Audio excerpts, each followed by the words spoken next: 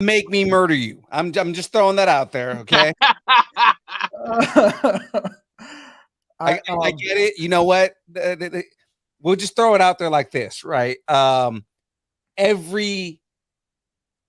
Everything in the army that everybody wants to be cool is always Ranger this, Ranger that. Oh, I've got Ranger ties. I've got Ranger this. Which is the funny part of that is like 90% of that shit we don't do, but it's like cadences. 90% of cadences are about I want to be an Airborne Ranger. You can't spell wimp without MP. There we go. All right. Wow.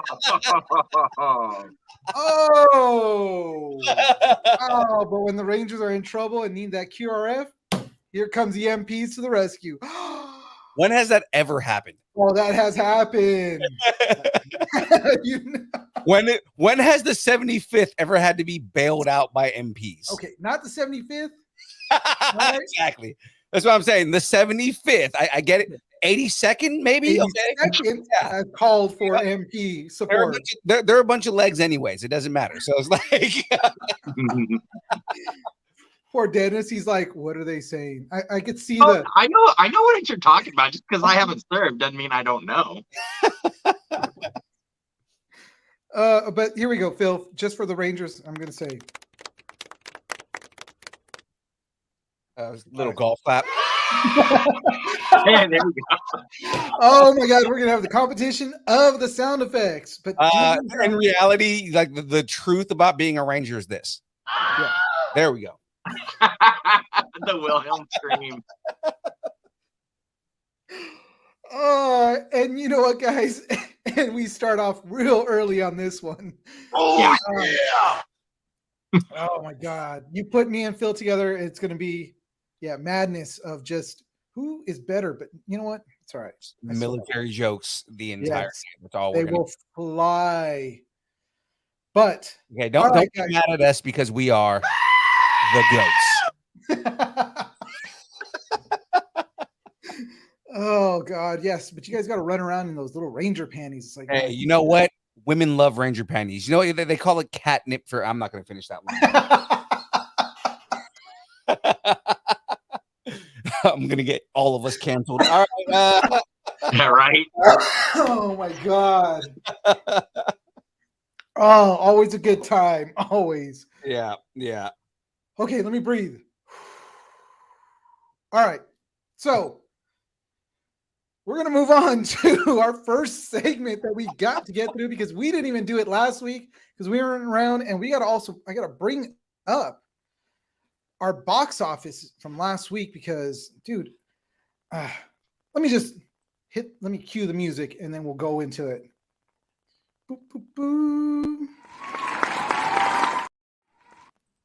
Oh my God.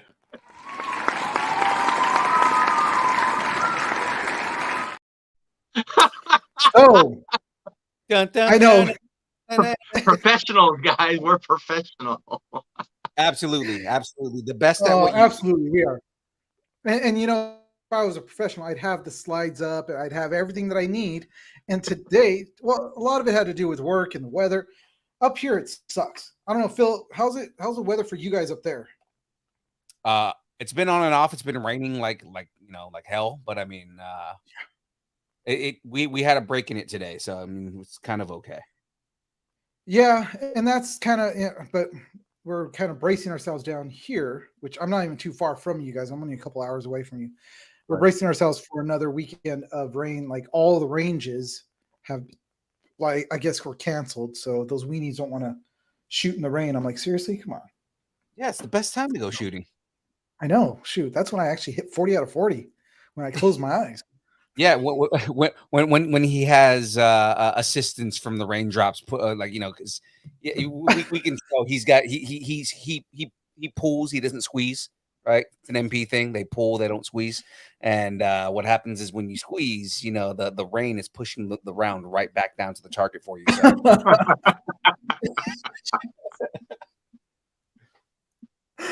Yeah. All right. So the box office.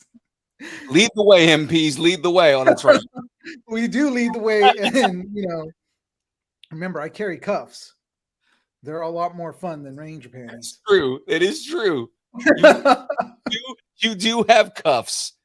Oh yeah. That's better than the zip ties that we use. So it's like Hell yeah. By far. And I even have the fuzzy ones too. So Whoa! we got pleasure and we got duty.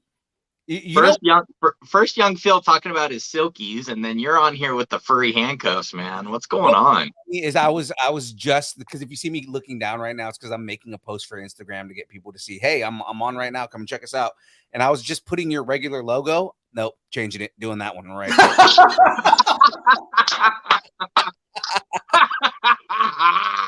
There we go. That was a picture that I sent them because I was like, dude, you guys got a really bad picture of me on your Instagram. And he's like, oh, send me another one. So I did that one up real quick on Photoshop, sent it off. And he's all like, what? I was like, oh no, I'm kidding. This one. You should be honored, Gene, because I believe that is the picture of the Hawk, wasn't it? Yes, nope, it is. That was the picture of Burt Reynolds. Oh, Burt. Oh, okay. Equally as sexy. So we'll go. Oh yeah, by far. Look at the hair on that thing. That's just like you couldn't tell where the bear rug ends and his chest starts. So right. this train's hitting some sand. We need to keep it rolling. We're never gonna make it through this. Oh yeah, no. Just let it be known now. Just Phil is here right now. The show is not. You're not getting any content at least for an hour. Oh. All right. So the box office this weekend, guys. So this segment we talk about what happened in the box office last weekend and what's coming up this weekend.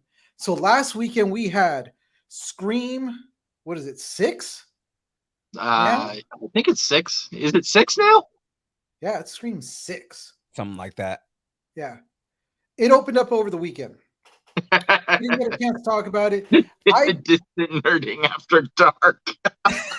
Oh god. Oh my god, I gotta see what this looks like because this is just madness.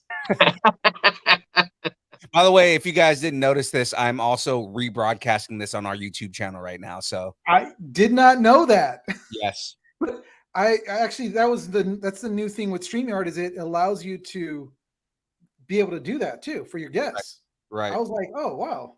All right. So I can't even find it now. But fair warning, Phil, you're probably gonna lose viewers. There's nothing that you guys would do that would lose us viewers that I haven't probably already done. So this is true. He is. But yeah, we usually lose people on when we go into colon talk when we're doing that's the other show. Yeah, that's the other show. Is that distance nerding? Is that distance nerding after dark? Totally is. It really is distance nerding after dark at this point, right? Oh yeah. If there was a video for that, you would see Phil's hands trying to curve around the chest, but we didn't do the video, so we just took the picture. Oh wait, hand was too high. Okay, hold on. You just need to see the motion. That's all it is. It's just the elbow. You're just all like this. All you got to see is like. We gotta get this going.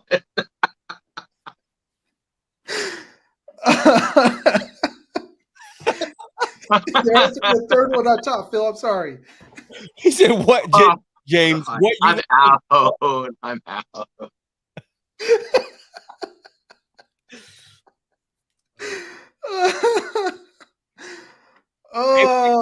If you guys weren't getting canceled before, you're getting canceled now. I'm sorry. Oh, dude. No. Sorry, I'm not sorry.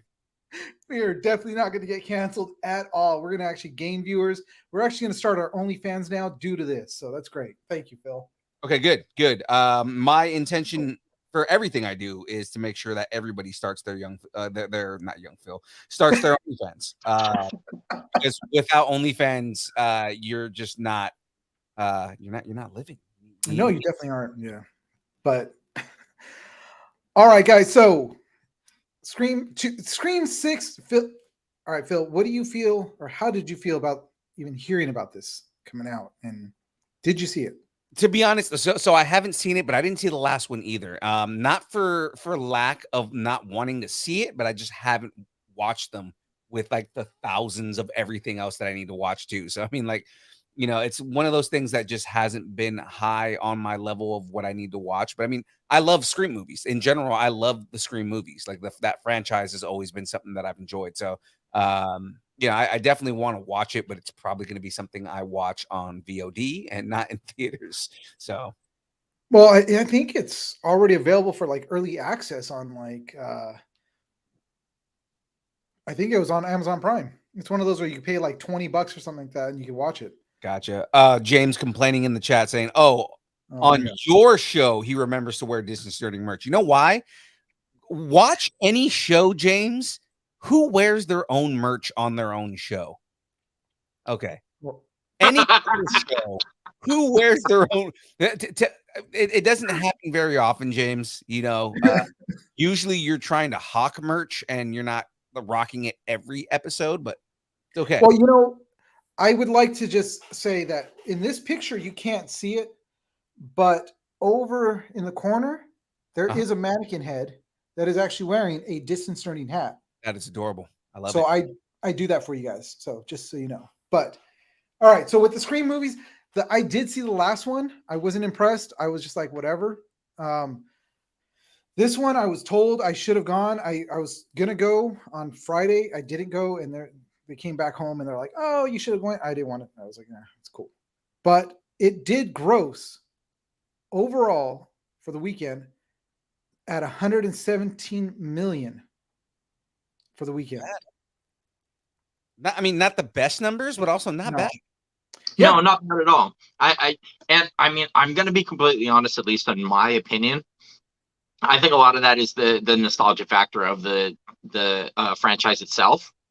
Mm-hmm. A lot of the viewers that are going out to see it, I think, are of kind of our age range. When that movie first came out, we were in our late teens, early 20s, depending on where you fall on the line. And Courtney Cox. Yeah. There were so many actresses in that everybody was just like, oh, so I think a lot of it, or maybe not a lot of it, but I think some of it was the nostalgia factor. I think a big part of it was because of Jenna Ortega. I'm going to say that right there. See, I didn't even realize she was in it until I went and looked at the trailers the other day. So, that's a fair assumption as well, especially with the success of the Wednesday show. So, and we were talking about this on our show last night about Jenna Ortega not getting pigeonholed into horror trope movies and stuff like that. Because she's doing Wednesday. Apparently in Scream, she also just they just announced, not really announced, there's a rumor happening right now that they're working on Beetlejuice 2 and that she's going to play Lydia Deetz. She's going to, I saw that as well. Mm-hmm. So, and that's kind of, I don't know. I listened to you guys last night, and when you guys mentioned that, I was just kind of shaking my head. Like, I heard the same rumor, and if it happens, I guess it's great because there's the talks of Winona coming back, and right. Okay, if they don't manage to get Winona to come back, if they can't get Michael Keaton now, I know it's been a while, but he's agreed to it. Yeah, Keaton and Tim Burton have both said that they're in for it already. Winona Ryder and Catherine O'Hare are also on board. So they say that now. I think they're seeing the fact that if they've now got Jenna Ortega on board, there's a really good chance that they're going to be able to reinvigorate the whole franchise, or at least absolutely, franchise, because she'll bring in the younger viewers because of what she did for Wednesday and what she's done for the Scream movies. So, and then of course, like I say, the nostalgia factor for those of us who saw the first Beetlejuice when it came out, that was kind of a hallmark time because that movie, literally changed people's lives in some ways, and we saw things that we had not seen before. Tim Burton really, in many ways, he kind of revolutionized a lot of Hollywood film with his concepts and things like that. Anyway, so going back to Scream here though, so I had to look it up and Yeah. see what the budget was. So actually 16 million is not good because they're at a budget of 35 million. So they no, they made 117 million. 117. Okay, so they Yeah. definitely broken even then. Oh yeah, yeah, no, they made their money back and then some. So, but you know what's crazy is that Creed 2 was still up there right behind them on the weekend. Now they're at, I think it's like they made 113 million for the weekend. Creed is now up to, well, Creed is falling behind, but they're at 113 million now themselves. Okay. Overall, Creed is now done 117. Yeah, Creed's at 117 million for just 2 weekends. I'm even shocked with those numbers because I wasn't going to go see Creed 2. Yeah. I want to go see Creed 3. I've heard a lot of good things about Creed 3, I'm sorry. Yeah.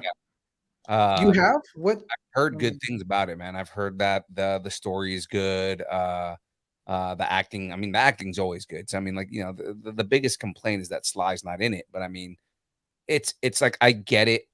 You know, there's a lot of people who are somewhat boycotting it because they feel like, okay, well, Sly Stallone's not in it. I don't want anything to do with it.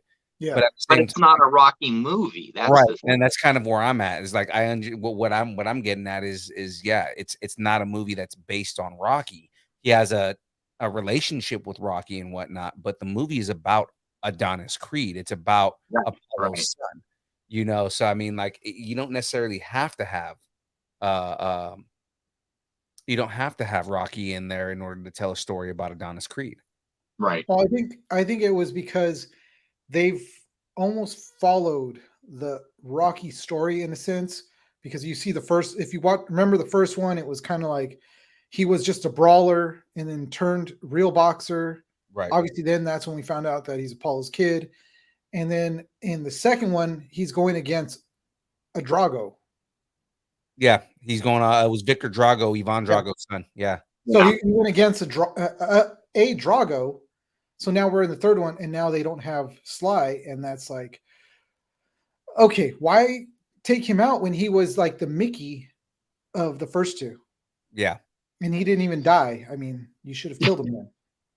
At least in the first half of the third one. I mean, come on. Let's follow tradition. Just saying. That would get people to boycott it. You know, people would be out in droves. How can you kill Rocky? This is bullshit. Well, yeah. You killed Rocky. Why would you kill the Italian stallion? Because it was time. All right. So that was the box office for last week. What do we got coming up this weekend? What is coming up this weekend? Ow. Normally I have my slides, and that's what I got. Not much. We did. So we talked a little bit about the Pope's Exorcist, which I think looks really good. Have you seen that trailer for that, Phil? I have, actually.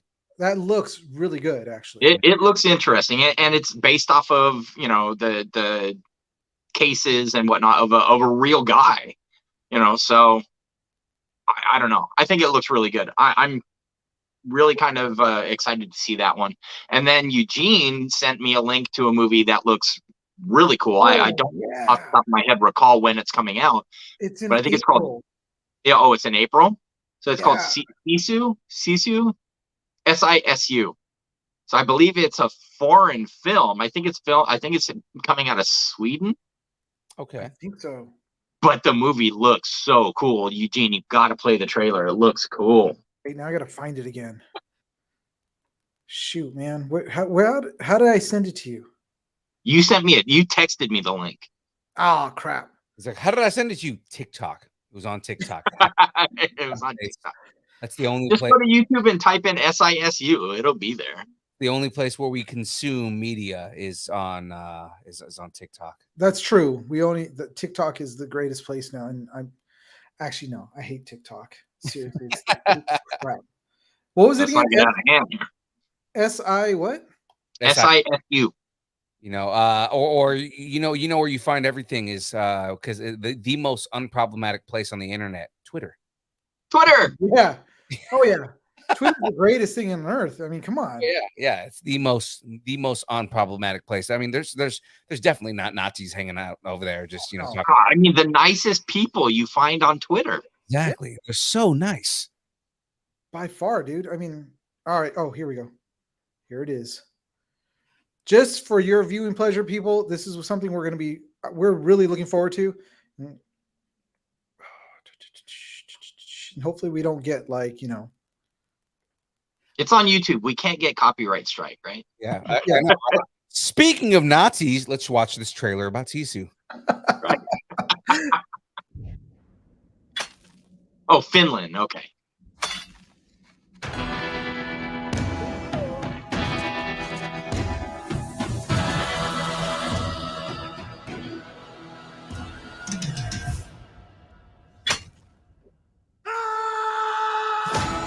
A really long walk. Yeah.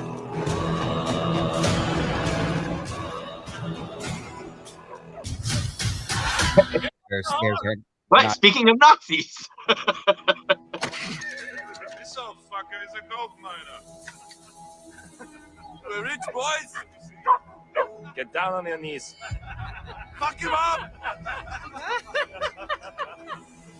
We got gold. yes.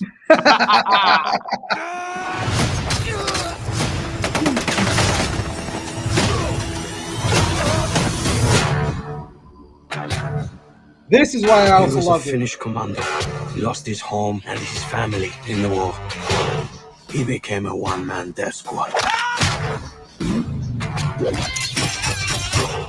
Oh, okay, I'm getting He's one mean hardcore motherfucker that Tarantino you do vibes not out of want this, to and I'm mess with. loving it. Yeah. oh, look at that. Oh, yeah, so he's Wonder Woman now. We'll see Okay. what happens when Yep. you take everything from him. Dude, this movie's got everything in it. You really believe that he's immortal? No, he just refuses to die. How many minds did we bury here?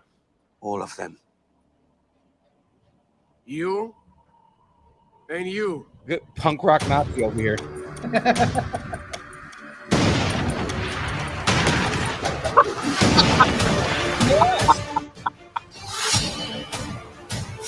Yeah.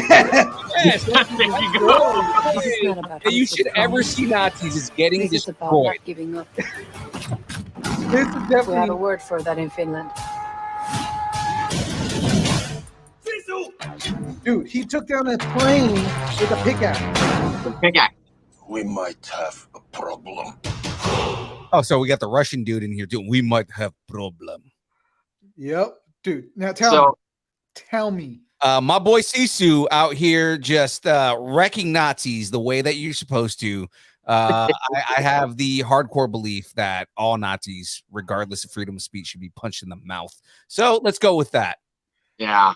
So okay. My initially when I saw it was a different trailer. I thought this was more of like a Mad Max ish type thing, but now I'm so much more on board for this movie. That looks amazing. Oh man, that's it's like John Wick in 1943 Finland. Dude. He literally threw a landmine onto somebody. That was amazing. But I mean, that trailer just kicks off with him looking up to that dude and just like whack right into the head, and the knife's just Yeah, he just puts a K-bar through the guy's head like Yeah. a piece of cheese. It was delicious. That was awesome. at that moment you had me. You Yeah. had me at that. That was it. I was like, all right. It's like, all right, I'm gonna take this 8-inch Bowie knife and I'm just gonna put it right through his head. It's right there. So for this segment, we've talked a little bit about that. Yes, about what happened last weekend and what we're now really looking forward to. Is Really it a looking Marvel forward movie? Nah. Is it a DC movie? Nah. It's No. a Finnish movie killing Nazis. Yeah. Excuse me while I go and I'm about to go repaint the bathroom. I'm gonna go repaint this room. Just okay. Terrible. Oh, Just take my money. Exactly. I will go see that movie over and over again. absolutely. For sure.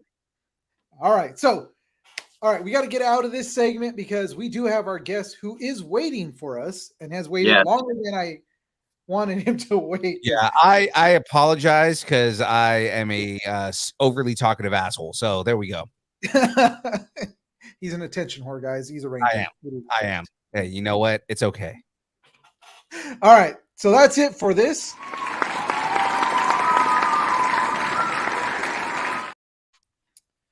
All right, guys. So we were going to go into some video talk, but first let's bring in our guest because he is the reason why Dennis is a ginormous geek that he is.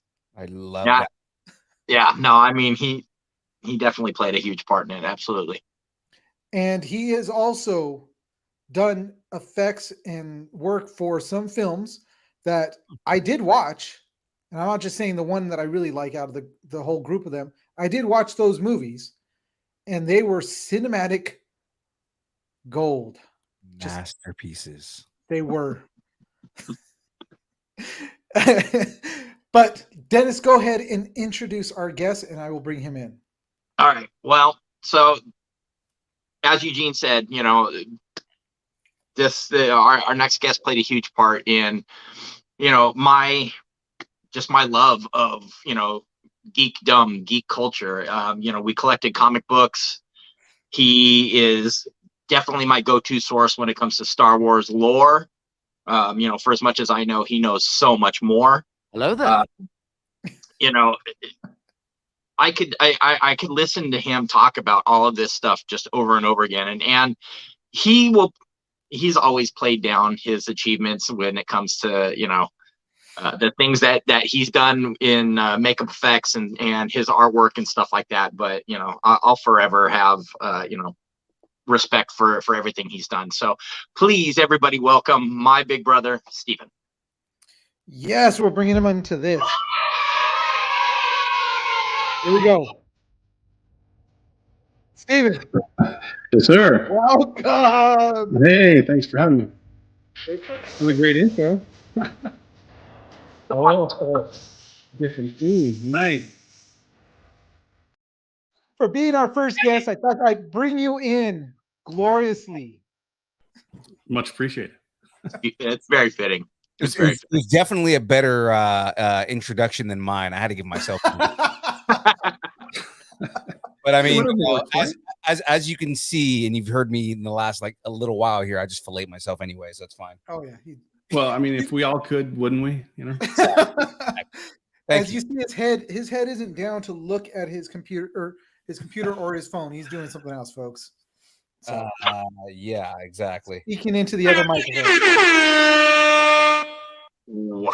All right. Nice. So before we get derailed again, let's get into Steven. So, like I said, I did watch some of the movies you actually worked on. Well, I apologize for that, all that wasting your time, but you know. No, I loved it. Actually, I do. By far, I honestly love more B movies than I do the like actual, you know, major films and all that stuff because they're so great. What is he pointing? Oh. Yeah. I'm Young pointing Phil. at the comment, dude. You've done this to yourselves. Yikes. James, we might have to need you to wrangle him in at times. But, well, you know what? Actually, Dennis is usually the one that wrangles me in.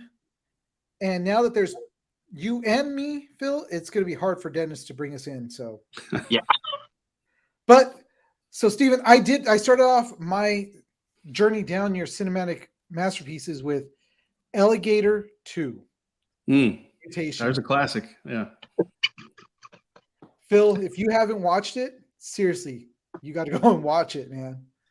Sounds right up Graveyard's alley. I'm sure Graveyard's watched every film you've ever worked on because that's all he watches is B-list horror movies and horror movies in general. If you've worked on anything horror, chances are he's seen it. Oh yeah, yeah. Steven's got plenty of stories on various things like that. So okay, let's start with that Alligator 2, The Mutation, because if you guys haven't seen it, you don't need to watch part 1. By far, you don't need to. You can jump right into 2, and you're good to go. So, what part did you play for that? On that one, it was a lot of mold work, skin fabrication for the alligator, things of that nature. Nothing really major. It was, before we get too deep into it, it was actually really impressive in terms of the effect. Did not translate on screen into the movie itself, but that alligator in person, it was amazing. It was on a cart, a little kind of golf cart setup, but it could walk. The head move up and down, the mouth open, closed, tongue, the eyes actually could sink in. Had multiple eyelids, the inner membrane and the outer one. The tail, I mean, it was ridiculously the amount of detail that they put into that thing was incredible. And once I saw the movie, I was just so disappointed. There's like most of what was used was like the stunt ones, the ones that were just kind of foam filled and Yeah, it wasn't great, but when I watched it, I was like, okay, I was waiting to see the alligator, and then they threw in like a real alligator, yes, walking around, mm-hmm. and then I saw the stunt, the alligator that you said you had worked on, and I was like, yeah. That doesn't look. And then like when the head opened up, and then when they blew it up, I was like, it doesn't look good. That was probably the best way to describe it. But I'm guessing that the whole budget went to just your alligator, because everything else was like, I was like, oh my God. Well, I can tell you the budget didn't go to me. I'll tell you that much. That's for sure. That was one of the many that I got paid probably in lunches. Oh God. So. Well, I mean, I recognized everywhere that you guys were filming in that movie. I recognized everything. Yeah. I was like, what? Yeah, it was at Silver Lake or something, Echo Park or whatever down there somewhere. I think was part of it. I think it was a. I don't recall. I wasn't on set for a lot of that. It was all mainly in the studio working on it. I think it was no, wasn't it Montgomery Heights? It was somewhere down there. It was like 10 minutes away from my mom's work, which she worked over at White Memorial Hospital, which isn't too far from that exact park that you guys used. And that park was known for how many bodies were actually in it. They literally would drain that thing every so many years so they can start finding all the missing people in East LA. Regent Park. Regent Park, yeah. Yeah, no joke. Yeah, Regent Park. So glad you weren't in the water, because... Oh, no. No, thankfully no. So really quick, James here wants to know, how did you get into the film industry? Okay, sure. Actually, I started in high school. There was an animation class that I took starting freshman year. Took it, all through high school, and towards the end of sophomore year, I believe.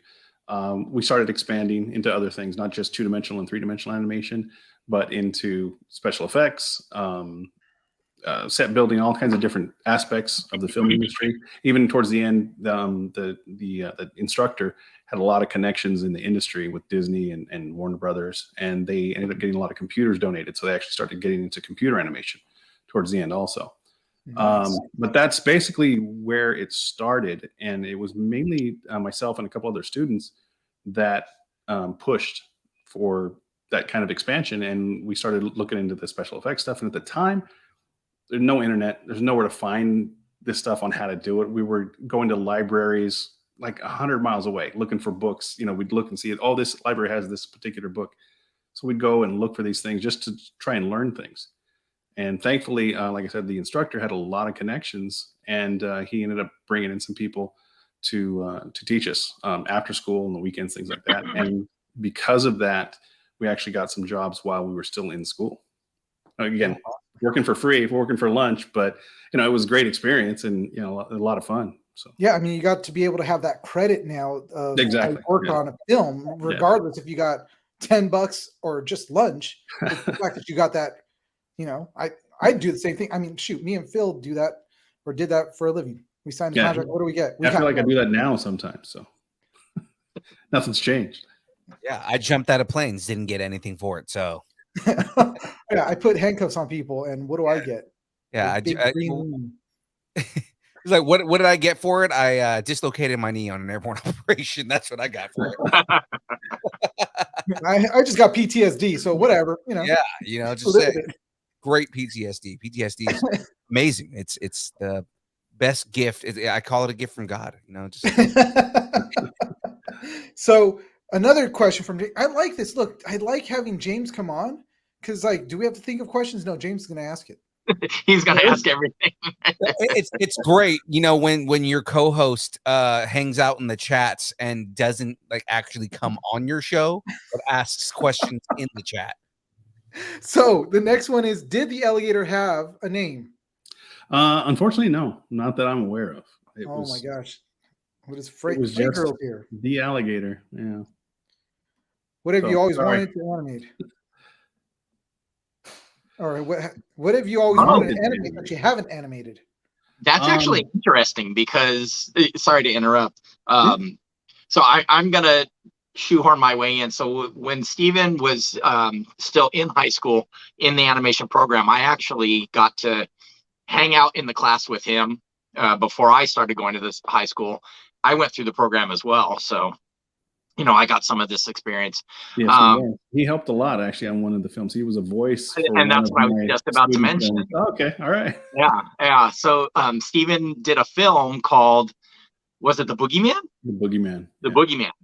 And I did some voiceover work for one of the characters. And because of that film, Steven actually won the Bill Scott Award, which was the highest award you could get for the animated medium.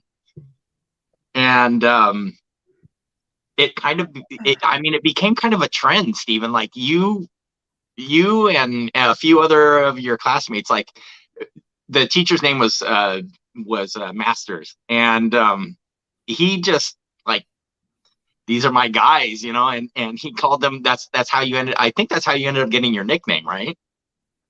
Was he the one who started calling you Woody? I mean, that's just pretty standard. That's kind of what he did with everybody that he liked. It was just some variation of their name, sure. What's your nickname? Just Woody. Woody. It was very standard.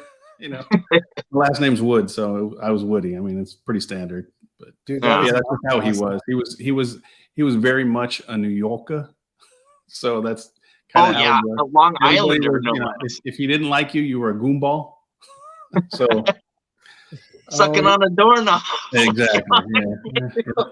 You're gonna say something, Bill? Drooling in your pancakes, whatever the case was, just it's just the way he was. But great teacher over here. So James is chiming in again. Damn. Yeah, that hurts. No, he was a big help. He really was, especially on that film, because there was more dialogue, and unfortunately, there's no way to really show them or anything like that. But there's a lot more dialogue in that one. Because it was my senior year, I tried a lot of different things on that. I never did any 2D animation. It was always clay 3D for all my films. But he was a big help on that one, which is why it was as successful as it was. The prior year, I don't remember the name of the movie. Do you remember that one with the thing, the monster came out of the TV that I did? I don't recall. Was that Night Shift? No, that was the other guy. Late Show. The Late Show. That's Late Show. So that one was just about a guy watching a 3D movie on TV, and then the monster really comes out, and various antics ensue. And that one, I ended up winning 3rd place internationally at the Student Film Festival. So I beat out basically almost everybody else in the world. And that's how good this program was in high school. I mean, we regularly beat colleges. Yeah. In film festivals and things. So it was great. So yeah, that senior year project, he was a really big help. And unfortunately, it didn't get as far as the other one because once it won everything in the LA festival and then the national one, they rejected it for the international one because they didn't think that a high school student made it. Okay, that's right. So they didn't let me enter it. So, Steven, I got a question that popped up in my head in regards to all this, right? So you did more like clay animation and stuff. Yeah, all clay. Never did any 2D stuff. So some of the influences that you had, was it like Harryhausen, Tippett kind of stuff, or was it? Oh, sure, all the standards. Yeah, I mean, I watched all that stuff growing up, so it was honestly never something that I thought about doing. it was. I had only heard of the class when I was in junior high, just before going into high school, because you talk to counselors and what are you going to do, what are you going to focus on, things like that. And that was one of the things that they had kind of a presentation on. And I said, wow, that's kind of, it's cool. I mean, I can draw. I'm kind of artistic. Sounds like fun. So that's basically how it started. It wasn't, something that I looked into doing from when I was a little kid or anything like that. So, yeah. Well, I mean, because it was the same thing with Phil Tippett. He kind of just fell into it, and then, right. and then, again, falling into being like an animator in Jurassic Park, as far as like not actually animating, but like, studying the movements of the animals and informing the way the animals moved in Jurassic Park. So I mean, like stuff like that. Yeah. Sure. Yeah. So once you've got through with your high school career and having like you've got all these awards now that and this stuff that you've done, where did you move on from there? What was your next? I kind of just started working. I mean, because I was already doing it while I was in school, I kind of just kept going, just kept working right out of school. Actually, during the alligator one, well, I'm not sure how familiar you are with all that stuff, and I'm sure it's changed in the many, many years since I've done it. But it was very all of the effects houses and the people involved and everything really interconnected. Everybody knew everybody. That's kind of how you get your next job. If you're not part of the union, for example, it's just kind of everybody's bouncing around, and it's just the way it goes. So yeah. No, starting that early definitely helped because I got to meet a lot of people, and then you hear about the next jobs coming up, and you're able to speak to those people and try and worm your way in. And so tell us about your time as a PA. Yeah, that's pretty much what it is. I mean, I did film, I did commercials and music videos, and I started young too. I had a buddy that was starting to build up his own media company, and he took me under his wing. And then, of course, that's when I started learning more about the stupid unions and all the rules and all this stuff. And I got to put in time for this and put in time for that. And it's just like, oh my God. It was really, I don't know, interesting is probably the wrong word, but it was, you made a choice. It was either you're going to be in a union and get paid decent and, work on bigger projects, things like that, but you're going to work sporadically because of the way it is, just the way it's set up. Or you can be non-union, work all the time and get paid almost nothing. So yeah, kind of make your choice. Yeah, I did non-union work, and I was getting below the standard wage for like an editor. I was doing editing work. And at that time, the editors were making like 75 to 85 an hour. I was under by like $20. And it was like, I mean, I'm still making good money, but because I'm not union, it's like I'm doing demo reels for different cheesy actors. Well, I can't say cheesy. I actually did Sherry Shepherd's demo reel, which was actually really cool to meet her and spend time with her. She probably forgot who I am by this time because that was a long time ago, but whatever. So yeah, that's my little good job, Eugene. Yeah. Good job, Eugene. That's an accomplishment. Thank you. Very good job. Hold on, I've got a whole amount of people here for you. That's for you, Eugene. That's for you. All right. Whole crowd was ready for you. Yep, we were. Then I joined the military, and then this is what happened. Oh, yeah. So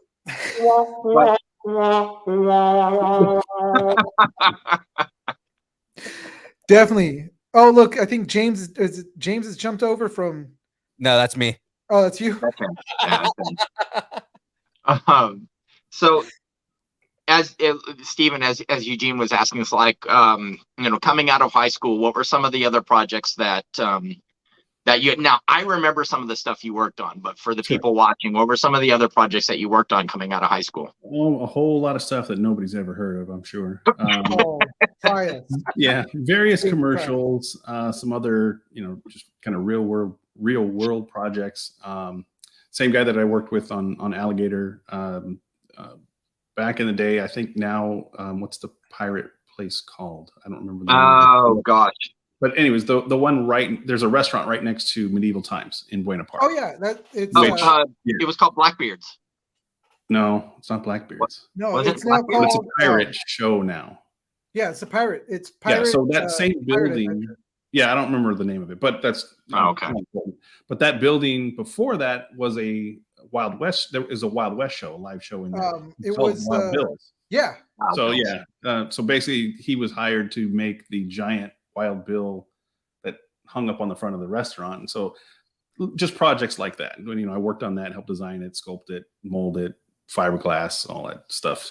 And then that rolled into some other jobs, which, well, actually before that was Space Invaders. That's the one that you were talking about. Love that movie. But yeah, that rolled into some other ones. A bigger one was Innocent Blood, which was John Landis with the vampire killing all the mob guys.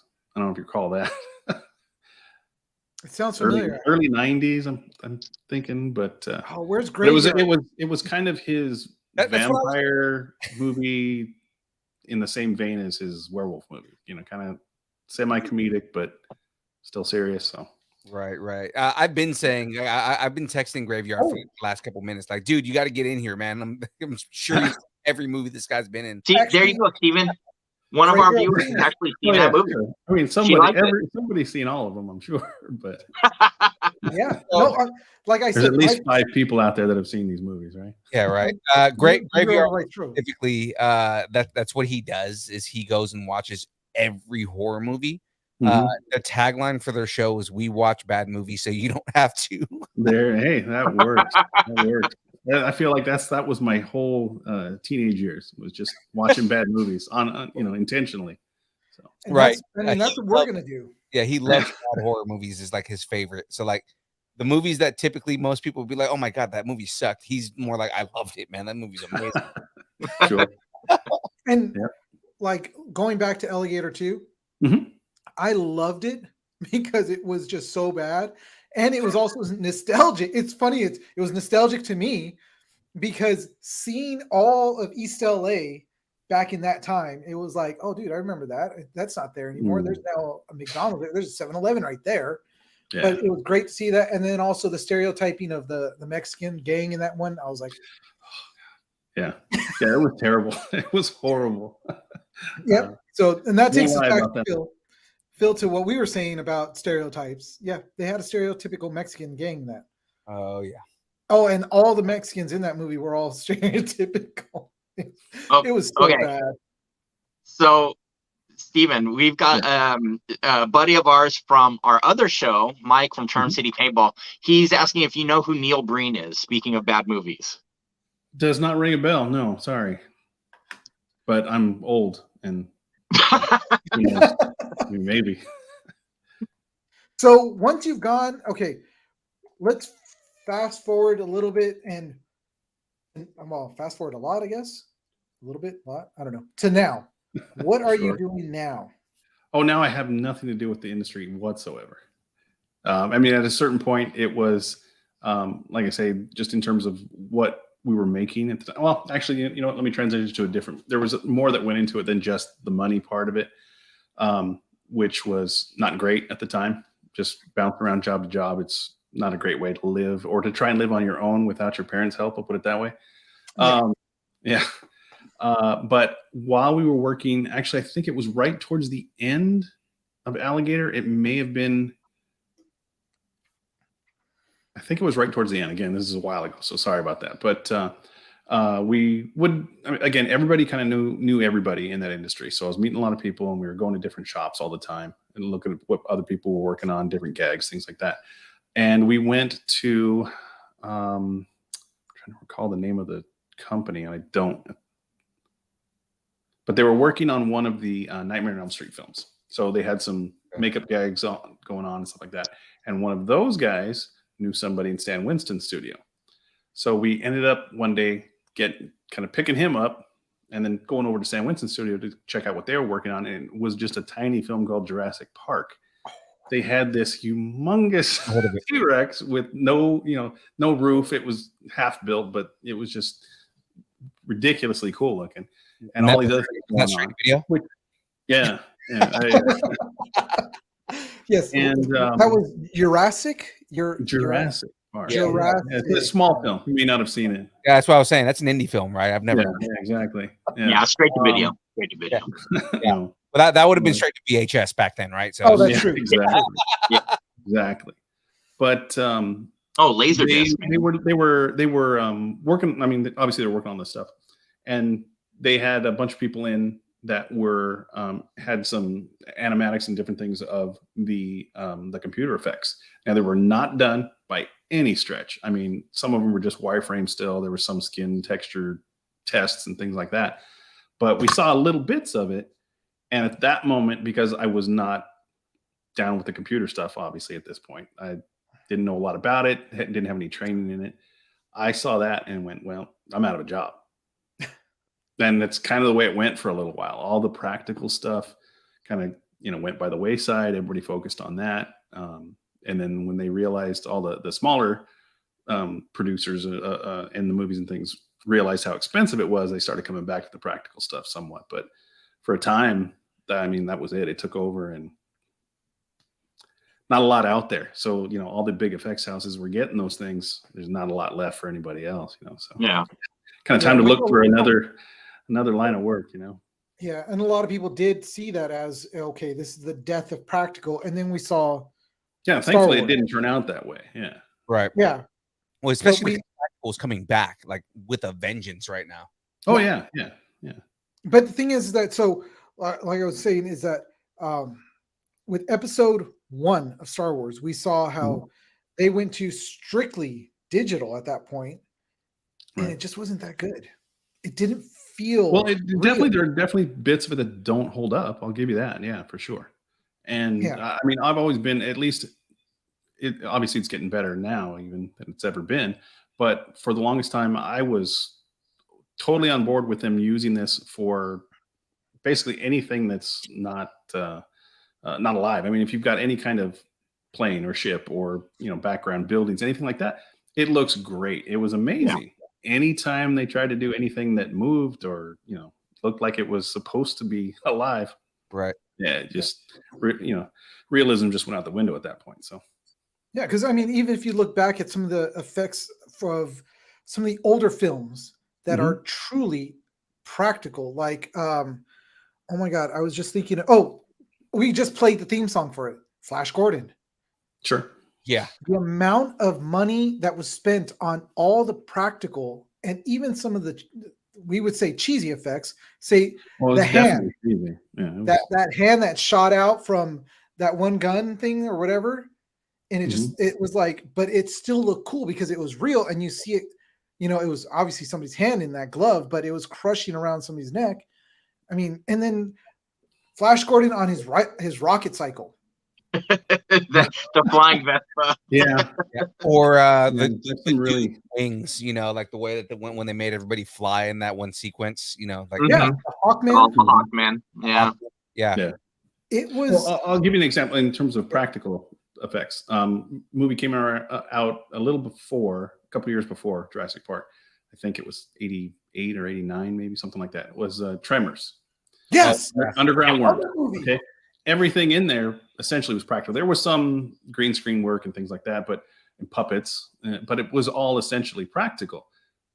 In 2-3 years after that all would have been digital, and it wouldn't have looked near as good as it did. No, it's still, to this day, it still holds up. One, because Kevin Bacon, one of my favorite movies for various reasons, but that's one. Yeah, but Kevin Bacon never ages, so therefore it's a timeless movie. And then you've got the practical. Told he looks kind of like a pedophile by a bunch of people, but they didn't like him for some reason. I don't know why, but yeah, the movie itself, I can't get enough of the movie. Yeah, I love that movie. That is a great one. But really quick, we're going to go down to James' question there. He's always been interested. How does networking on production teams work? Going from project to project, how do you even break into the industry? That's a good question, Sure. James. Well, in terms of the networking, again, it's just knowing everybody. I can't speak for how it is now, but at the time it was, I know this guy because I worked with him 2 films ago, and now he's working on this. And everybody kept in touch. Everybody kind of visited each other's shops just to get ideas and help. A lot of times on I think of the movie that was, I think it was the sequel to that prototype movie that I was talking to Dennis about. We had people come in from some other studio because they were kind of stuck on some effect and just kind of, brainstorm and come up with other ideas. They're not paid. They're just came in because they're buddies and, you know, they kind of help out for a day or something, you know? So it was just that kind of environment. And that's essentially, like I said, that's a lot of the times that's how it led to other jobs, because you'd work for one guy who's maybe got his, you know, an independent studio. But you know 10 other guys, and they're saying, hey, once you're done with this, we're going to start up on this other project. Come on over, you know? And that's kind of how it was. It was never like a day-to-day, you know, I'm going to go interview and things like that. I mean, everybody definitely had a portfolio, and there was definitely, you could get jobs that way, you know, go and interview and show them your work and hopefully get hired. But from what I saw, for the most part, it was all just kind of exactly that, just networking, just kind of, hey, I know this guy and he said there's an opening and I'll come on down. Yeah, sure. Yeah. The crappy thing with it is also it's either feast or famine. It definitely was. Like I say, That's it was what it comes down to. You could be working nonstop. And as an example, on the Alligator movie, I think there was one stretch where we were literally awake, working on something for 3 straight days. Didn't go home, didn't go to sleep. Probably nearly died on the way home on that third day, just because I was the one driving, of course. But I mean, it's just kind of the way it went. You know, it's like the job's there, you got to get it done. So suck it up. Suck it up. Suck it up, Buttercup. Yeah, exactly. We know that. We know that feeling of being up for 72 hours and you got to just keep going. That's where these things come in handy now. Yeah, we didn't have those either, unfortunately. Yeah, back then there was none. Back then. Yeah. Well, I mean, there's stories on that too, because there wasn't that, but there was a lot of other stuff for sure.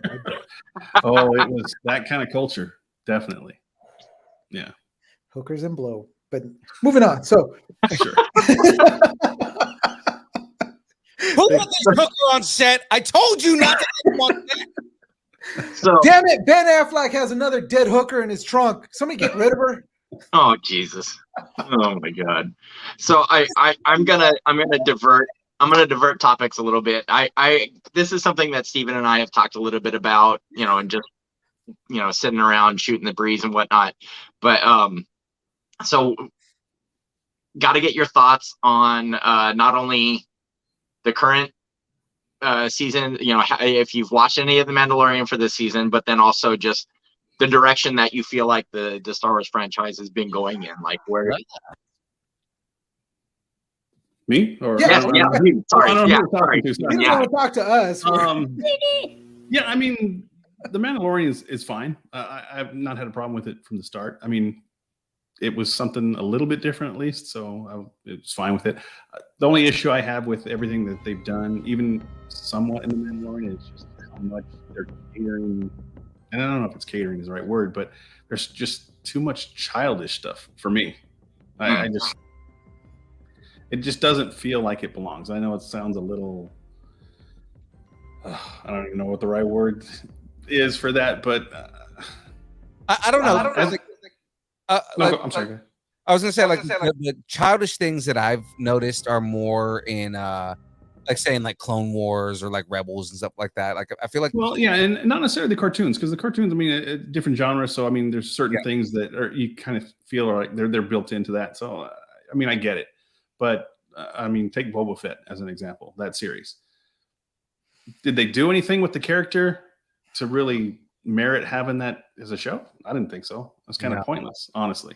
Yeah. And then some of the stuff they included in it. I mean, that whole episode, and I think it was Robert Rodriguez that probably wrote and directed that one. But when they had the damn Vespa biker gang, I was shaking my head that whole episode. Yeah. Yeah. I mean, not only did it not, the whole concept not fit, but everything about them didn't fit. I mean, it's this essentially futuristic society, right? I mean, they've got light speed and lightsabers and everything else. And these guys are walking around with giant cameras stuck in their eye. And it's just like, where's that technology? I mean, I don't get it. Why is it not just an eyeball? I mean, Luke's got a whole fake hand. They can't just do a fake eyeball? What's going on there? Right. Between that and then the candy apple red speeders, it's just like, come on, really? Yeah. Everything is beat up and these things are like cherry right off the assembly line. It's like, no, sorry. It just didn't work for me, that kind of stuff, you know? I get you on that. Like the thing with Boba Fett was you know, they were essentially, it was the whole show was supposed to be fan service. The idea was they were doing like, oh, let's talk about some of the thing, like let's make Boba Fett look like a badass, which because they completely failed at. I mean, there are certain parts where he does look kind of badass, but I mean, like, not the entire series for sure. But Wait, did you say badass or fat ass? Because no, badass. I'm saying, like, he so did look like a fat ass. the gaffy stick stuff was actually pretty dope. So I mean, like, Again, yeah, parts of it were great, I thought. and that's what I'm saying. It's like certain things were cool, but it's like at the same time, again, the idea was they were trying to give him this. They were trying to give him the like stories to go along with this badass aura that everybody's made up about Boba Fett, right? Mhm. The thing is, you look at what's actually canon. There's not much that's canon that actually makes him badass. It's all the mythology we've all built about Boba Fett. So the idea was they were because there's nothing canon. You'd think they've got, you know, free range to do whatever they want, and that's what they came up with. I mean, Right. And I agree with you on some of that. disappointing. I mean, some of the stuff was cool, but even Tamora Morrison was saying that there are a lot of things he didn't agree with. Like, he felt that Boba talked way too much. Mhm. Right? Oh, yeah. He was like Boba should be a very stoic and quiet Mhm. character, and his actions say more than what he does. I feel He like was they way more should badass on Mandalorian than he was on in his own show, though. So yeah, but he should have been obviously more like the Mandalorian himself. Yeah. Those one-liners, just short, to the point. Look, I'm here. I'm going to wipe everybody out, and that's it. But Right. I'm going to agree with Steven about the Vespa thing and all that. I'm like, seriously, we're watching a bunch of retards driving around in Vespas? Come on. And Yeah, like you said, I agree with that. so are these kids supposed to be like the millennials now, where they're like, hey, it's really cool if we put a ginormous, like you said, camera instead of the actual eyeball? They're going retro the way that everybody else does. Exactly. I understand what Robert Rodriguez was trying to do with those characters. He just didn't execute it correctly. He didn't execute it in a way that made sense. So really, James is asking, what are some projects that you love that inspired you to do what you do or did? Well, other than Star Wars, I mean, kind of grew up on that, so I mean, that's kind of a given, right? Yes. A lot of the old monster movies I loved. I mean, Creature from the Black Lagoon, one of my favorites. Not a great movie, really short movie, but loved it. Freaking love it. I love the design. Again, it's one of those things where the fiction's always better than the reality, and you see that costume in person, you just go, "Jesus, what a piece of crap!" Yeah. But it looks amazing, you know, for what it was on film, and it's just, you know, it's one of the things that that kind of got me into that. Well, I guess the field, because movies in general I loved, and then specifically started thinking about it, going, yeah, I like that monster, and I like that monster. So what are you doing now? Because you said you're not doing the effects. No. Again, I mean, I've worked in the cellular industry for, I don't know, 25 years now, probably, or so. Worked for Verizon Wireless for a long time in their network department out in the field, things like that. Yeah, far cry from that, totally. But you never really stopped with, you know, you've continued to, you know, just even, and I know you downplay it, but you know, when you find yourself with extra time, you're sketching stuff, and you've for sure consistently worked on, you know, costumes for your kids and stuff like that. So it's not as though you just left everything behind. Oh, no. I mean, I enjoyed it too much to stop actually doing it. Yeah. No, I mean, right now, I think on my workbench, I've got about a maybe halfway completed Godzilla head sculpt, like not full size, but I mean, big enough that it would work for a costume. Nice. Working on that. I'm working on some armor pieces. I want to make the armor from Batman vs Superman, just for fun. Ooh. You know what, Steven, you and me, we need to talk. We need to get together. Right. Yeah, told you. I sent you the link for his Instagram. He's got some of his artwork on his Instagram and stuff like that. You know, Steven, I gotta ask. Don't expect much. This is a super hypothetical question right here, right? So and this should say a lot about who you are and your tastes and things. If you can make a sequel to any movie, Oh shit. right? Any movie at Okay. all from any era. So like meaning like, if it was a movie that was a one-off from like 83 and you could make a, 40 years later reprisal movie, or if you could make a sequel to any movie that's out in general, what would that movie be? Any movie. Yeah, that is a great question.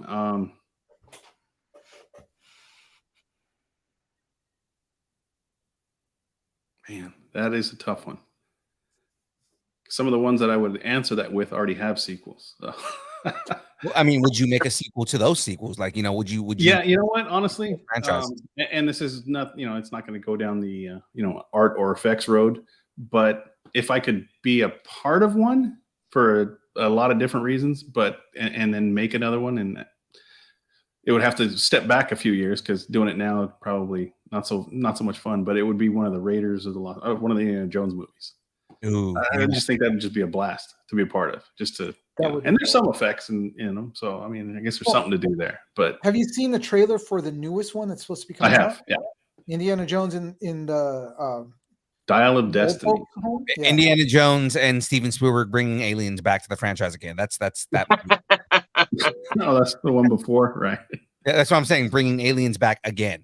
Yeah, again. Yeah. So it actually, from the trailer, it actually it gives me the warm and fuzzies, but so did Crystal Skull. So I'm a little worried about that. Yeah, well, trailers can do that. I've seen some really great trailers, and then obviously the movies didn't really deliver. Last Jedi is a perfect example.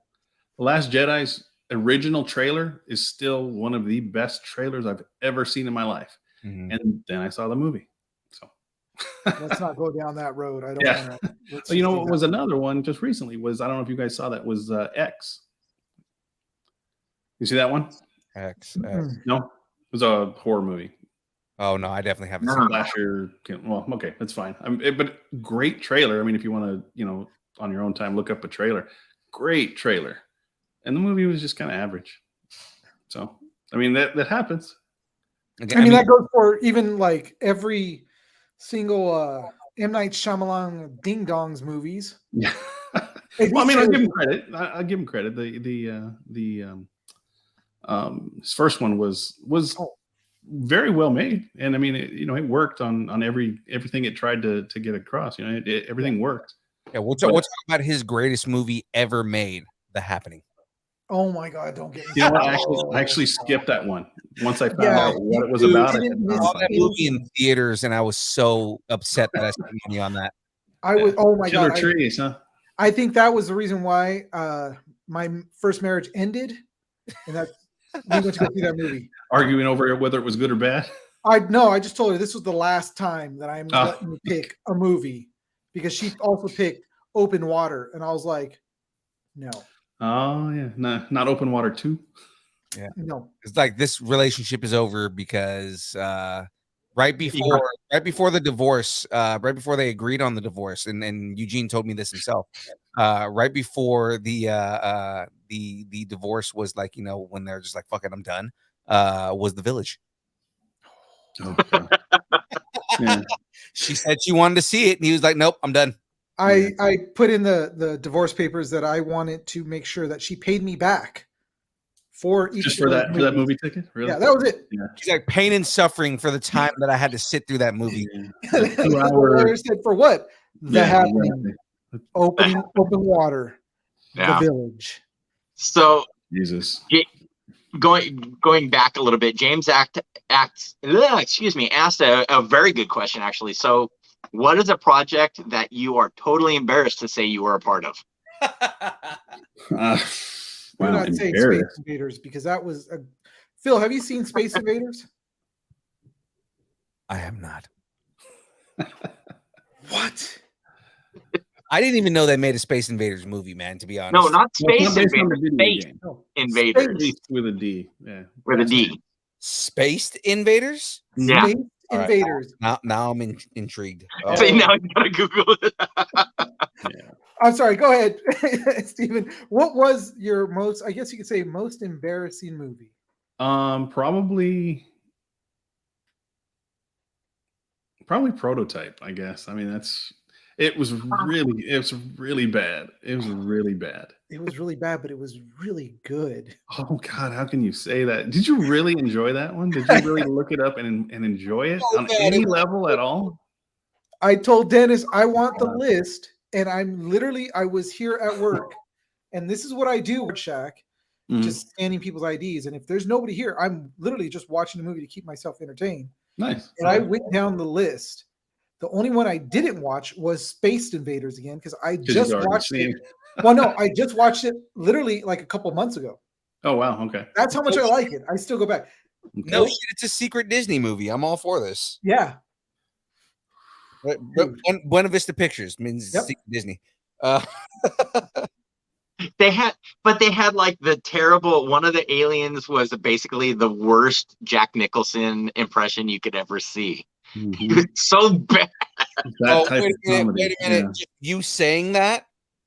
I may have actually seen this movie. Yeah. Well, basically, they show up on Earth to invade Earth, but they happen to show up on Halloween, so nobody takes them seriously. Yes, I have seen this movie. Yeah. I have absolutely seen this movie. I'm pretty sure I saw this movie on Disney Channel. Yeah. Telling you, man. Yeah, it didn't do a lot on that one, but I will say this for the animatronics for those Martian or whatever the hell they were supposed to be heads was amazing. The actual lip movement, the synchronization they got out of it. I didn't, the voices was all done later, obviously, but the amount of movement they got and the way those things were built was freaking incredible. Yeah, it's very Ninja Turtle-esque. Because they definitely moved better than the Turtles did. They were. That's what impressed me. I mean, it was like there was way bigger budget movies that were coming out with that type of thing, and they were terrible. And these were amazing. The guy that one of the main guys that did it was what's his name? John Criswell was his name, or not is his name, I guess. I think he works now for Jim Henson. He's like the lead animatronic guy now for Jim Henson Studios or whatever that company's called. But yeah, he was one of the main guys that worked on that. And well, it just reminded me of another story thing about him. He almost died while we were making Alligator. Oh, geez. Not funny, I know, but I just recall we were working on. This is actually part of the time we were up for a lot of days in a row. Not the 3 days in a row, but we say stretches where we'd be 2 days on, and then 1 day off, then 2 days on, kind of thing. When you say almost died, we mean like I mean almost literally died, like Max Landis style, almost died. Because I mean, like Max Landis killed people on set. So I mean, yeah. Well, no, this was not on set, but we were making a stunt tail, which was going to be used to kind of swing on screen and smack stunt people, making it look like the alligator was hitting them and things like that, right? Gotcha. So essentially, it was just a giant fence pole, and then surrounded that we had the mold for the tail itself, and then that was skinned and put together, and then we were filling it with foam. So it was essentially just a huge foam tail. It still weighed like 400 pounds. It's ridiculous. God. Right. So he was mixing some of the foam, and an unfortunate byproduct, if you overmix it, is cyanide gas. Oh my God. Yeah, no joke. So he's standing there, and we had these big popcorn buckets, essentially, that we would put them in and just mix because it was big enough to hold a good amount of stuff that we needed. So he's literally kind of crouched down on the floor off to the side, and we knew what he was doing, and he's pouring stuff in, he's mixing, and he's sitting over the top of it. And for whatever reason, somebody called him, and we all kind of looked over at the same time. So there was probably 10 people in the studio at the time that saw this, looked over, and a green cloud came out of the bucket and went right up his face. He kind of turned for a half second, looked at us, and just keeled over.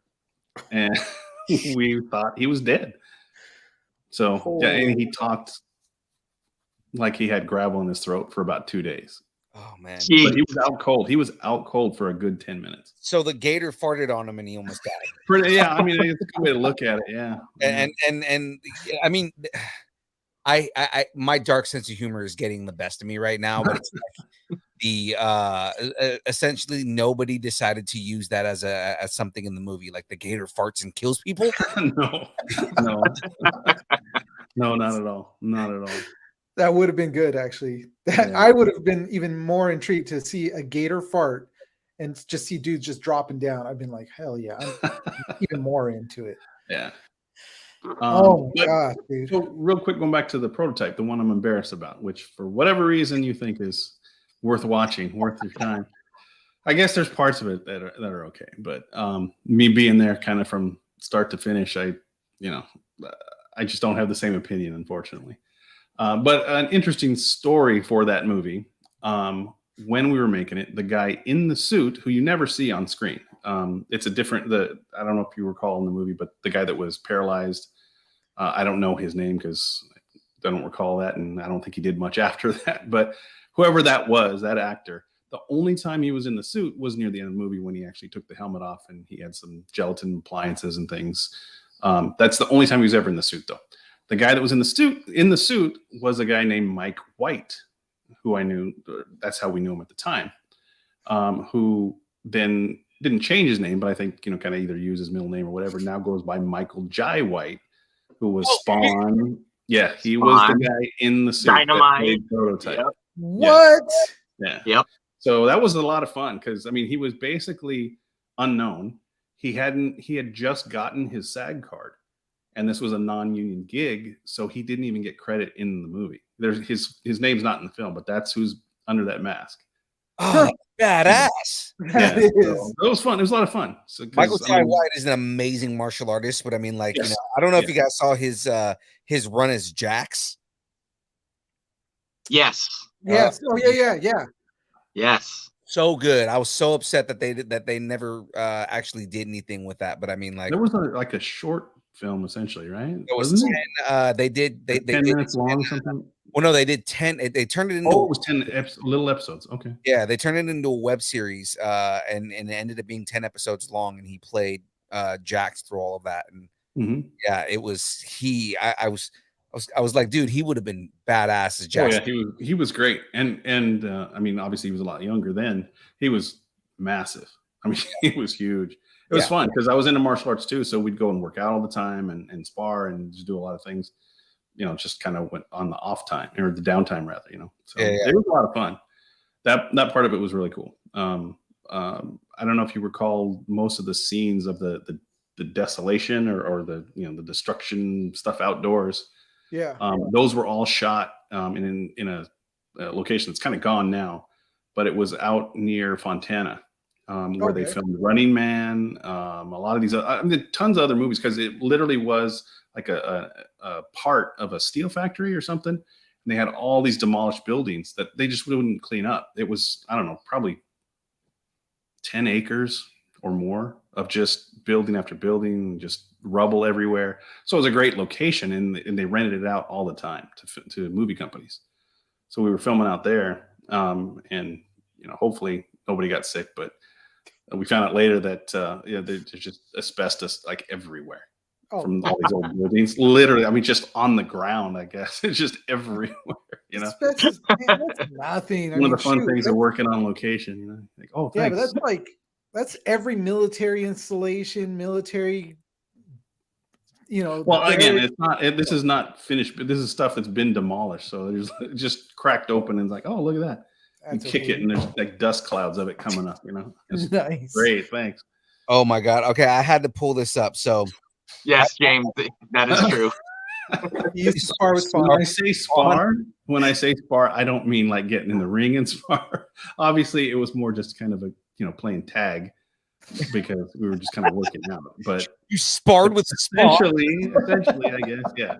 You got you fought with the Universal Soldier. No, okay, check this out. I had to look it up, right? I had to look up, okay, Michael Jai White prototype, right? Because I was like, okay, people find stuff like this out on and they'll post it online, right? So nobody's posted like, prototype Michael Jai White was in the suit, but so there's like 7 or 8 different fan castings that popped up Mhm.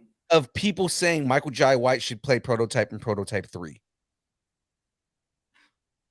Prototype So 3. I'm not sure which. Might be a different movie they're talking it's a about. different movie. Yeah. Okay. I was gonna say I don't know if they made like crappy sequels to the first Prototype. They did make technically a sequel, but it literally had nothing to do with it. It had some of the same people, and it was intended to be a sequel, but midway through pre-production, the whole thing changed. And it was called Apex, and it was like time traveling stuff going on, and I don't recall the whole story, but it actually was better than Prototype, but it had nothing to do with the first movie. Oh, looking into it a little bit further, so they're talking about James Heller, the character from the Prototype games. The games, yeah. Yeah. Oh, okay. That makes sense. Yeah, they want Michael Jai White to play that character in the movies. And they did, but didn't they come out with a Prototype movie?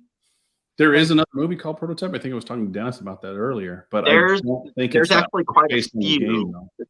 There's quite a few. I was looking it up right now. So there was a TV movie called Prototype that came out in 2016. There was a movie in '83 called Prototype about a killer robot.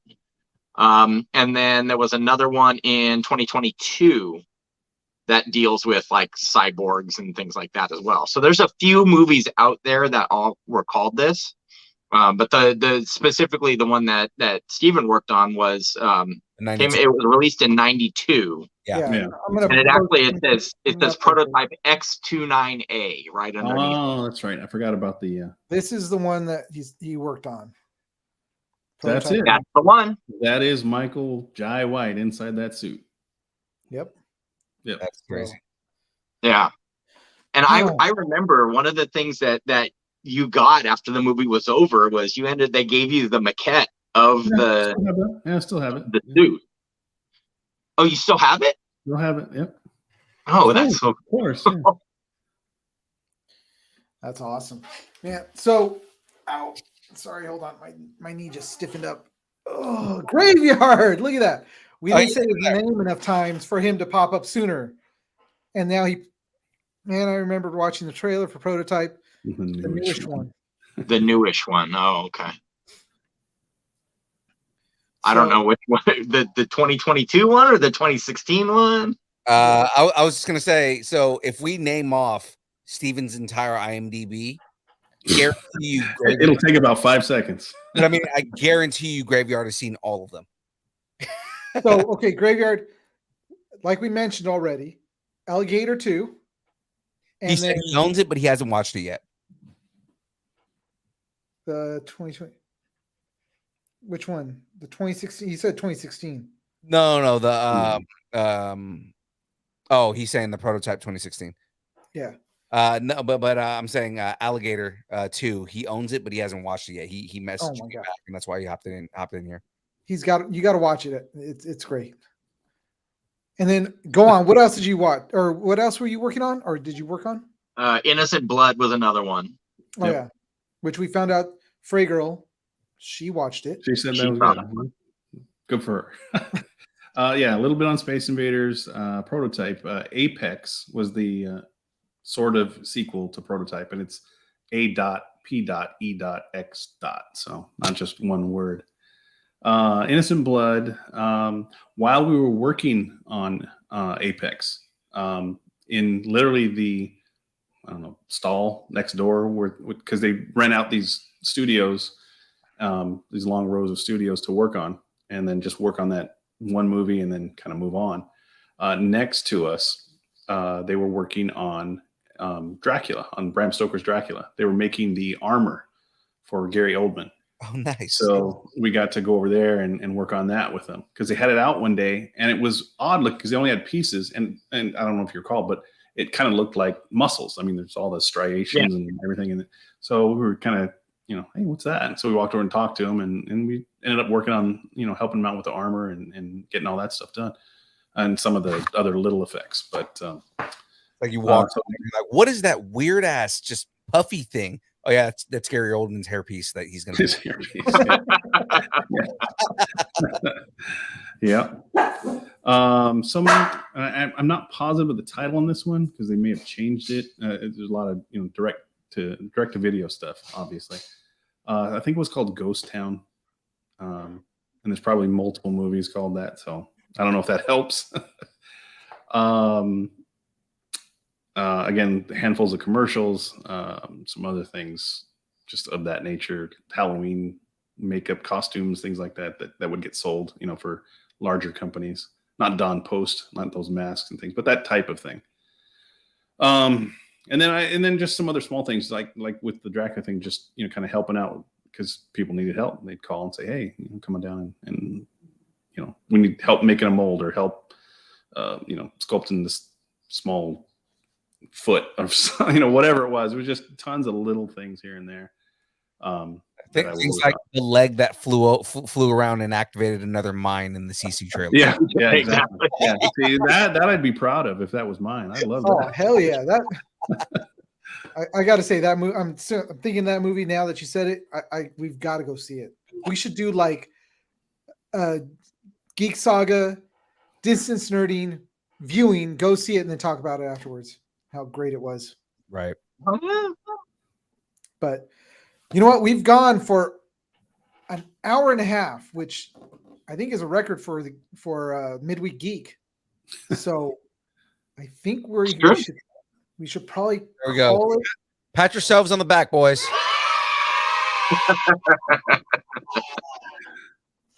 So take my money. Steven, it was awesome to have you on. I appreciate it. Had a good time. And we definitely want you to come back because we can tell the knowledge is there. You have the geek knowledge that we want to have ourselves. Sure. We're just not that cool. Yeah. Anytime you want me to show up, I'm there. Yeah, no problem. Sweet. All right. And then young Phil. It's young Phil. It's young Phil. Do not act like you weren't honored and just completely infatuated with the entire show that I was here. I was just looking at that bottom corner and just like, how's that? Is that better? That noise that you heard in the background was not a sound effect, folks. That was my hand hitting the bottom of the counter. I'm kidding. All right. James is popping in. One last question. Okay, so one more question from James. What do you nerd out at this present day? So in terms of like current stuff or current stuff. Because I'll go nerd out on all the old stuff all the time. Oh hell yeah. Yeah. Yeah, that's another good question. I mean, right now I'm kind of just working on comics collection, things like that. Kind of building that back up. Stories we don't need to go into, but had a lot of stuff that disappeared. It's probably the best way I can put it. So working on that kind of thing. Just building my collection back up. Got a ton of because I still know a lot of people and talk to a lot of people in the industry. I've got some like props and things, not originals, but I have some props that are made from the originals, like from the original molds, for example. That's awesome. A few things I've got, like the medallion from Raiders of the Lost Ark, not obviously the original, but I have one. Still, it was from a mold of the original. They molded it from the original one, and then cast it, and it's 24 karat gold plated, and I mean just fun stuff. That's kind of the things that I'm nerding out on right now. It's just kind of getting stuff that I think is cool. Oh wait, I definitely do have some graded books as well. Yeah, there's quite a few actually. So the Steven, last one I got was. Look at that, Steven. You're being recruited to go on another podcast. Hey, I don't have a life, so I'm good. I'm good. That's why we're here. We don't have one either. Yeah. But yeah, no, definitely the comics, the graded stuff. Yeah, I think the last one I got was what was the last one I got? Oh, I think the first appearance of Iron Fist was the last one I got in terms of the graded stuff. So yeah, I'm always on the lookout for things like that. Sure, absolutely. Did you ever consider getting into comics? He still does draw a lot. He just very humble about it. Didn't everybody kind of in the late 80s to early 90s have their own comic book? I mean, I think that was kind of just part of the culture. So yeah, we did it. I mean, my buddy had our own comic. I think it went for, I don't know, 20 or 30 issues or something, you know, very small indie publisher that nobody's ever seen or heard of. And I'm sure we sold 4 books maybe, but you know, who knows? But yeah, but the thing is, you did it. You actually did it. Well, yeah, but not successful though. There's a difference. Now James is just pouring in with all kinds of questions as we're like, I went to college for all of, what was it, Dennis? Probably a year and a half. Yeah, I think so. Like a year and a half, 2 years. If that. Yeah. You know, college is over. I hate to say this, but if there's any kids listening to this, I feel, because I just got done with college literally like a couple weeks ago, feel it's like it's overrated. But if I just spent the time to do my craft, I'm going to get more experience than I need to. Yeah, and that was literally the reason that I kind of stopped, because I mean, I was just so busy doing everything else. I couldn't really, you know, it was one or the other, you know. Yeah, because what was college going to teach you that you weren't already learning? In that field? You're right, absolutely nothing, literally nothing. So I don't know if it was the right decision, but I said no, I'm done with it. I have this queued to watch tomorrow. I wonder which one. All right, great. Which good movie? night. I can't see. Oh, And then one more. Let's say you got a master's degree in life. Yes. Sure. I could live with that. Yeah, absolutely. Yeah, I'll take that too. So, all right, guys, we are definitely okay. James. You don't have to ask all of his questions. I mean, he's going to do this towards the end of every show. The funny thing is that they're actually really good questions. They are. They usually are. It's just he rapid fire throws 1,000 of them out there because usually he can't ask them all at once because he has like 13 different Rugrats running around the house. So you know he's got to wrangle his small classroom of children before he can ask the questions. Save some for great. Okay, yeah, save them for Graveyards podcast when Steven goes on there. So, and plus, Dennis has had a hard time trying to just wrangle me and Phil in on this show. It's impossible. You guys know that. It's like wrangling cats. I mean, come on. I do enough of that at work. I don't need to do it at home. This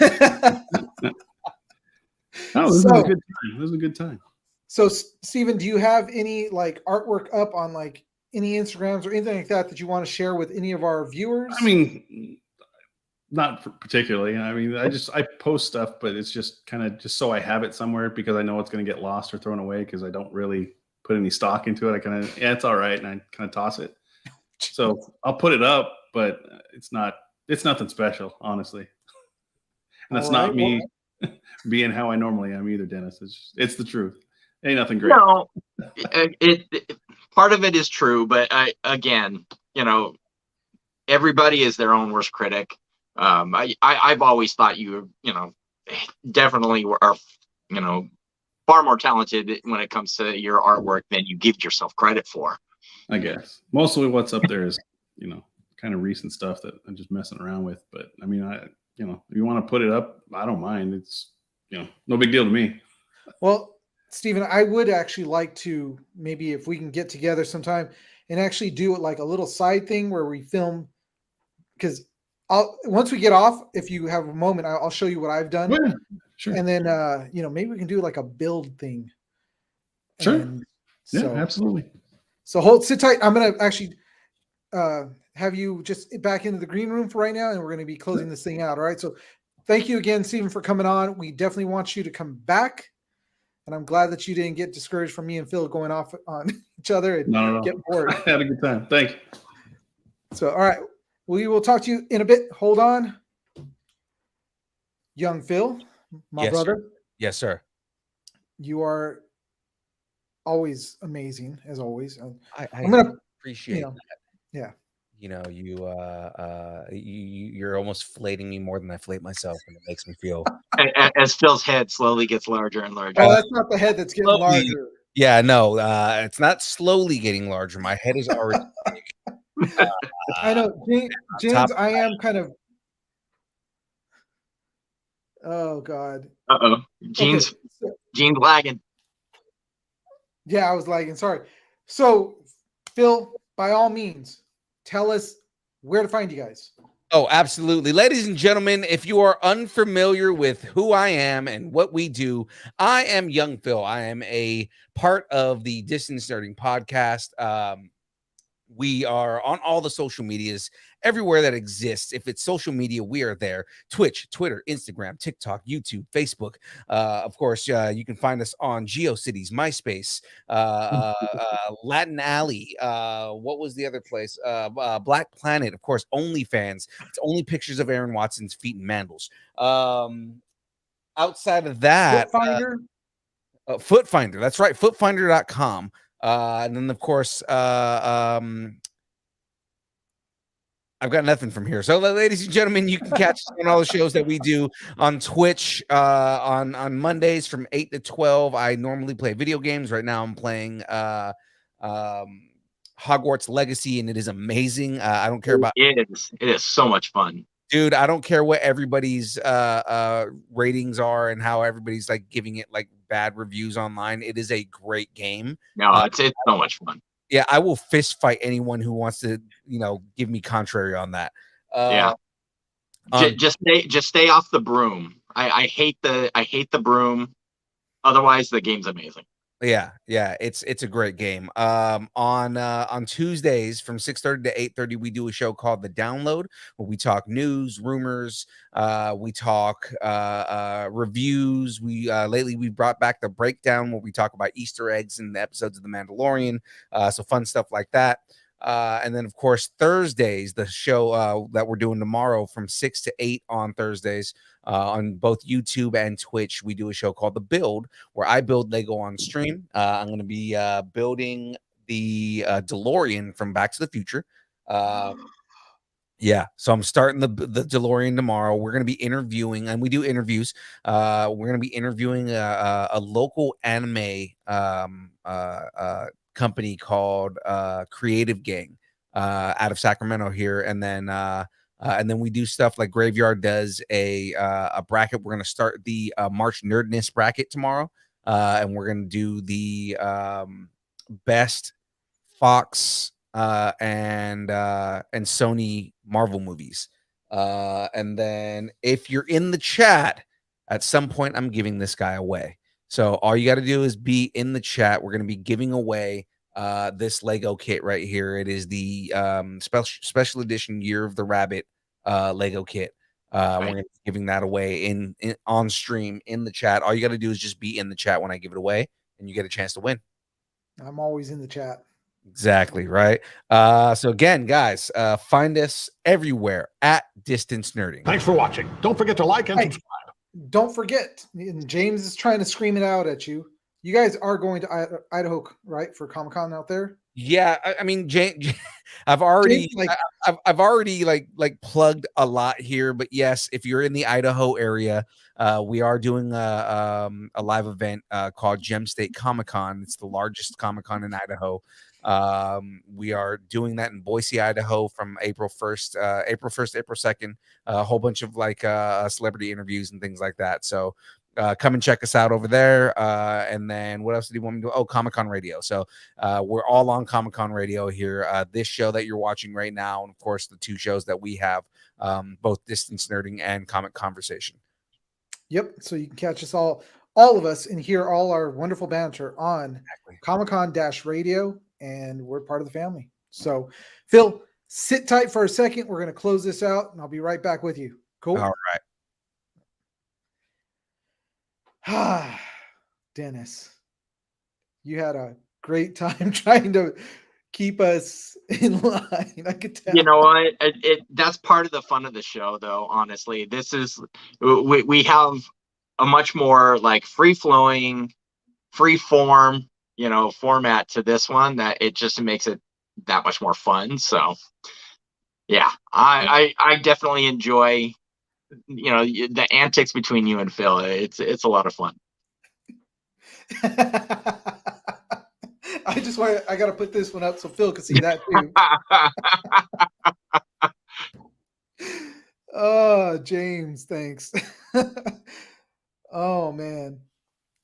So, guys, if you guys are looking for us, because we did hear where you can find Distance Nerding, but for us, it is on the Geek Saga, Twitter, Twitch.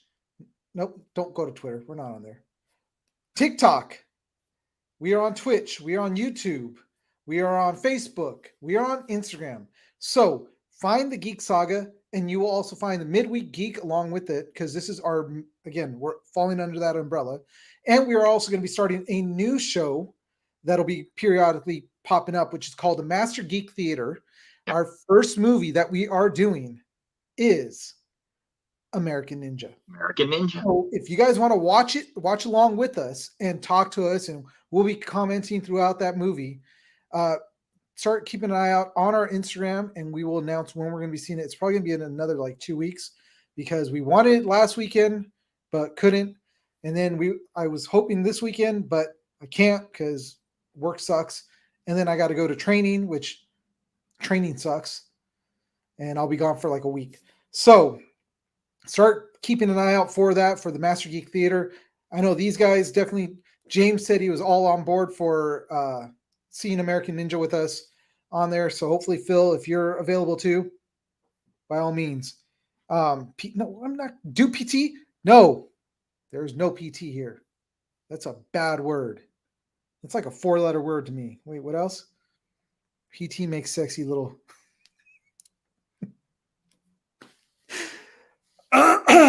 Yeah. Completely derailed me, and he knows that. Yeah. Yeah. So that's everywhere you can find us. If you want to get a hold of us, by all means, again, you could DM us on our Instagram, or you can go to our Gmail, which is going to be the Geek Saga 20 at gmail.com. So best way to get a hold of us would be on Instagram, because that's what we usually look at and answer. And I'm always posting up things on Instagram, like Guard Shack Cinema, which is where you guys can actually name the movie that I'm watching. And I've been really digging deep to watch like some older movies, which today was Dennis guessed it right, which was Forbidden Planet. And Leslie Nielsen was the big actor in that movie. Oh, dang. Okay. Yeah. Okay. Leslie Nielsen and Robbie the Robot. So Robbie the Robot, 1950. So you guys check out our Instagram and all that other stuff. Come back next Wednesday. Yes, I will still be around next Wednesday. So we can do one more episode before we have to take a 1 week break, because again, work gets in the way. So we're going to be doing a week break again. So come back next week. We will actually be on track, I promise, with slides and everything for the weekend box office and all that other stuff. And yeah, we'll be, Dennis won't have to wrangle the cats next week. We'll save that for another episode when we bring Phil back, because it's always fun to have him. So, I think that's pretty much it. Oh, hey, guess what's coming back? Can you see that? Look what I got on. Look at that. Look at that. Yeah, season 3, Ted Lasso. Today it dropped. Ted Lasso. Yeah. The newest season. Check it out. I wanted to talk about it, but we went off all over the place. So all over the place. Yeah. But I wanted to wear my Richmond jersey. Just, so yeah. But with that, I think that's pretty much it for us, guys. We are going to call it a night. It is almost 2 hours, which is awesome, because we had fun the whole time. But we're going to call it a night. You guys come back next week, 7:30, our new time, but on the same day of Wednesday. And, see what happens on that episode. But again, thanks to the guys that came on today. It was a lot of fun. So Dennis, anything you got to say? Nope. I think you pretty well covered it. And I'm now going to turn off the comments so I can't see what he's saying because I was trying to read it. I was like, nope, not gonna say it, not gonna say anything because it's gonna derail me. So, anyways, you guys, there's a lot of great movies out there, a lot of great comic books, a lot of great toys, and we're gonna try to review as much as we can. So, but I think I think I'm gonna steal somebody else's saying because I just like it because it kind of goes along with it. But again, a lot of great comic books, a lot of great movies, and there's a lot of great toys out there. But you don't have to take our word for it.